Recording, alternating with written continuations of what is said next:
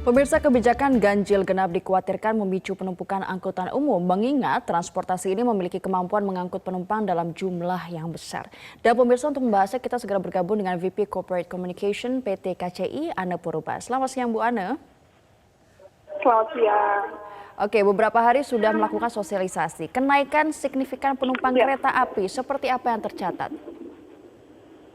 Iya, baik. Jadi perlu kami sampaikan, ini kita melihat pertumbuhan volume penumpang kita sebenarnya di masa PSBB transisi ini setiap minggunya ada kenaikan 3-5%. Ketika ada diimplementasikan genap ganjil, belum ada lonjakan yang cukup signifikan karena kita mungkin bisa melihat bahwa seperti pola shifting, work from home sudah mulai diimplementasikan kembali. Sehingga mulai dari hari Senin kemarin kita melihat pertumbuhan customer kita masih di angka 3-6%. Memang ada di beberapa stasiun sibuk ya, seperti Bogor, kemudian Rangkas, dan beberapa stasiun lainnya, ini kenaikannya antara 8-10%. Namun dengan adanya isu dijalankannya genap ganjil ini, sejak tanggal 1 kami sudah melakukan antisipasi dengan melakukan penambahan frekuensi perjalanan menjadi 971 sampai 975 perjalanan per hari. Di mana dalam masa normal kita sebenarnya menjalankan 980 sampai 990 perjalanan per hari, dan ini kita melihat kita sudah menjalankan 975 perjalanan. Untuk frekuensi perjalanannya ini sudah hampir mendekati normal walaupun penumpang kami masih di angka 40 sampai 50%. Oke Bu Anne, yang paling menjadi perhatian tentunya penerapan protokol kesehatan. Orang harus pergi ke kantor dengan menggunakan angkutan umum, tetapi mereka juga harus patuh dengan protokol kesehatan. Evaluasinya dalam beberapa hari ini tersebut dan kepatuhannya seperti apa? Iya, ini 5 bulan sudah kita menjalani pandemi ini dengan tetap mengoperasikan KRL ya.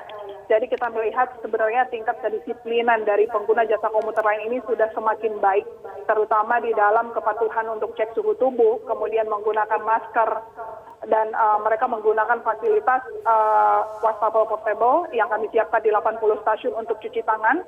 Kemudian ini kita juga sedang sosialisasi lengan panjang. Ini masih terus kami sosialisasi.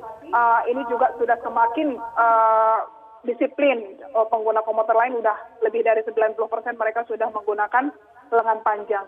Bahkan di sini dapat kami sampaikan untuk jaga jarak pun sudah semakin tertib. Jaga jarak adalah salah satu protokol yang paling sulit dilakukan karena ini butuh kerjasama semua pihak.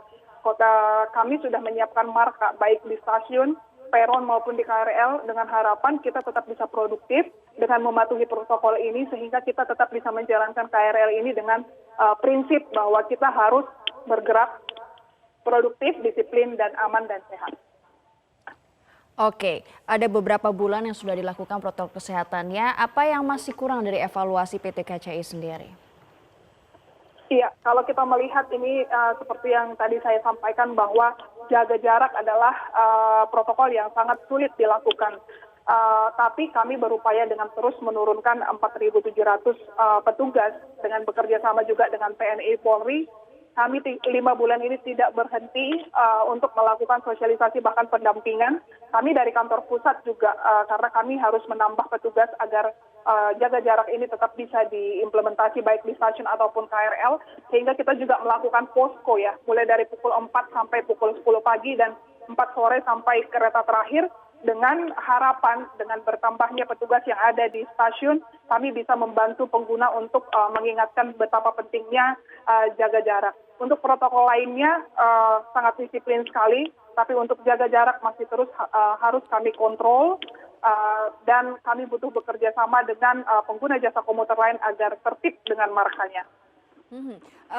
Yang paling juga dikhawatirkan dengan adanya ganjil genap yang mulai diberlakukan ini penumpukan penumpang di transportasi umum, terutama di komuter lain ini. Nah, apa yang menjadi hal yang paling garisbawahi atau yang harus dilakukan oleh PT KCI agar menghindari penumpukan penumpang? Iya, antri adalah salah satu kenormalan baru sehingga yang perlu diketahui bahwa PT Kereta Komuter Indonesia pada saat pandemi ini tidak lagi mengangkut sebanyak-banyaknya pengguna jasa komuter lain. tetapi kami mengangkut sesuai dengan surat edaran yang disampaikan oleh pemerintah melalui kementerian, dan gugus tugas adalah 74 per kereta. Sehingga kami membatasi pengguna untuk masuk ke stasiun dan KRL. Dengan hal ini kami bisa mengharapkan kita bisa membatasi orang untuk menggunakan komuter lain. Yang kedua, kami sedang mengembangkan aplikasi atau teknologi bagaimana mereka bisa memantau kepadatan stasiun sehingga bisa merencanakan kembali perjalanannya.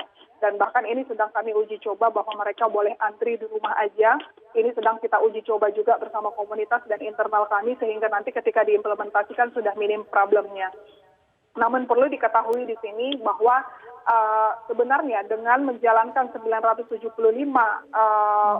perjalanan per hari, ini bisa saja mengangkut lebih dari 600.000 penumpang dengan social distancing. Asal jam kerja ini bisa disebar, tidak fokus kepada jam-jam tertentu. Dan kami juga tetap mendapatkan support dari pemerintah daerah dan pemerintah pusat bahwa mereka juga melakukan adanya penambahan bus-bus yang membantu di stasiun-stasiun padat. Namun di sini yang perlu diketahui ketika adanya kebijakan seperti ganjil genap, kepada pengguna komuter lain silahkan download KRL Akses sehingga Bapak Ibu pengguna komuter itu bisa melihat bagaimana kepadatan stasiun, bagaimana informasi-informasi stasiun sehingga bisa merencanakan perjalanannya kembali. Oke, Bu Ane Purba, banyak sekali plan yang sudah dilakukan dan akan dilakukan di kemudian hari. Implementasi adalah hal yang paling penting. Terima kasih telah bergabung bersama kami di Metro Siang. Selamat kembali bekerja.